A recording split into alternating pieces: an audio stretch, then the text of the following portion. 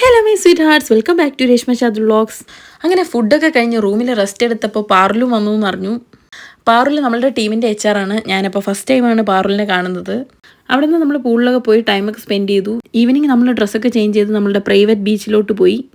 ഇത് ഋഷി, നമ്മളുടെ ഫ്രണ്ടിൻ്റെ കുഞ്ഞാണ്. അങ്ങനെ നമ്മൾ ബീച്ചിലോട്ട് പോകുന്ന സന്തോഷമാണ് ഈ കാണുന്നത്. അവിടെ ഒത്തിരി തണുപ്പായിരുന്നു, എൻ്റെ പനി നല്ലോണം കൂടുന്നുണ്ടായിരുന്നു. എന്നാലും നമ്മൾ ഗോവയിൽ പോയി എൻജോയ് ചെയ്യണമല്ലോ. അങ്ങനെ ഞാൻ പനിയൊക്കെ മറന്നു.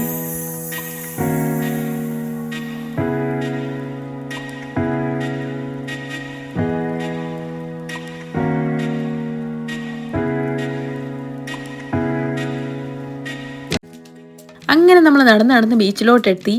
ഒരു റെസ്റ്റോറൻറ്റിൻ്റെ മെനു കാർഡ് കൊണ്ടുവന്നു. അവിടെ കുറച്ച് ചെയർ ഇട്ടിട്ടുണ്ടായിരുന്നു, അവിടെ ഇരുന്നു. എനിക്ക് ത്രോട്ട് ഇൻഫെക്ഷൻ ഉള്ളതുകൊണ്ട് ഞാൻ ഒന്നും ഓർഡർ ചെയ്തില്ല, ഡാൻസ് കളിച്ച് എൻജോയ് ചെയ്തു.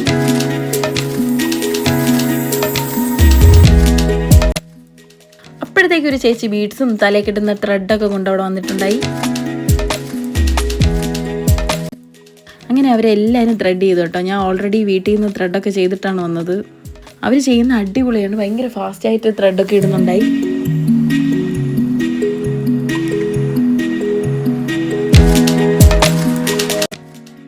ഞാൻ വീഡിയോ എടുക്കുന്നതുകൊണ്ട് തന്നെ അനുജ് ക്യാമറ നോക്കി ഹായ് ഒക്കെ പറയാമോ.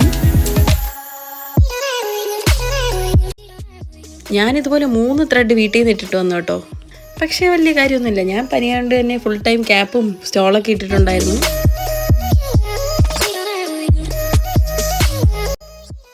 എല്ലാം കഴിഞ്ഞ് നമ്മളൊരു ഗെയിം കളിക്കാൻ ഓർത്തു.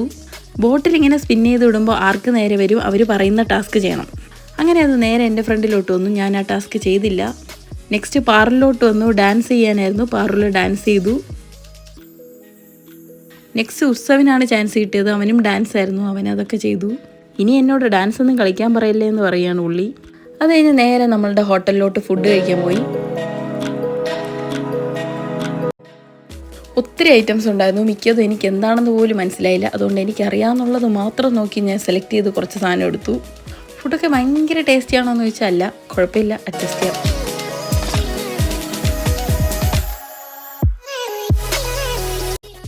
എനിക്ക് വേണ്ടി ഫുഡൊക്കെ എടുത്തുന്ന അനുഷ്കയാണ്. ഇതൊക്കെയാണ് എനിക്ക് എടുത്തുന്നത്.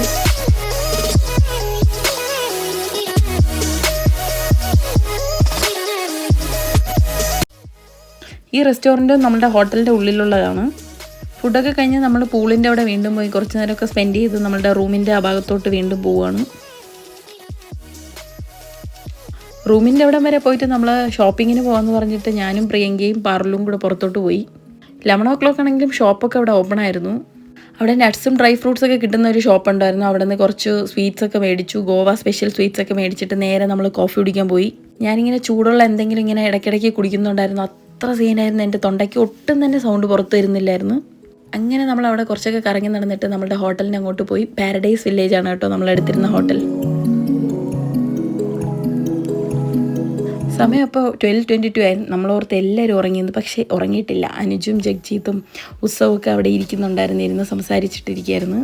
എന്താ രേഷ്മ വീഡിയോ എടുക്കണോ എന്ന് ചോദിച്ചിരിക്കുവാണ്. ഞങ്ങൾ അവരുടെ ഒപ്പം സംസാരിച്ചൊക്കെ ഇരുന്നതിന് ശേഷം നേരെ എൻ്റെ സാധനം എടുത്ത് പാറുലിൻ്റെ റൂമിലോട്ട് പോയി. ഞങ്ങൾ 2-3 കോഫിയൊക്കെ കുടിച്ചിരുന്ന് സംസാരിച്ചു. 4:30 വരെ സംസാരിച്ചു. അപ്പോൾ ശരി, ഇനി നാളെ നമുക്ക് സംസാരിക്കാമെന്ന് പറഞ്ഞ് നേരെ റൂമിലോട്ട് പോയി.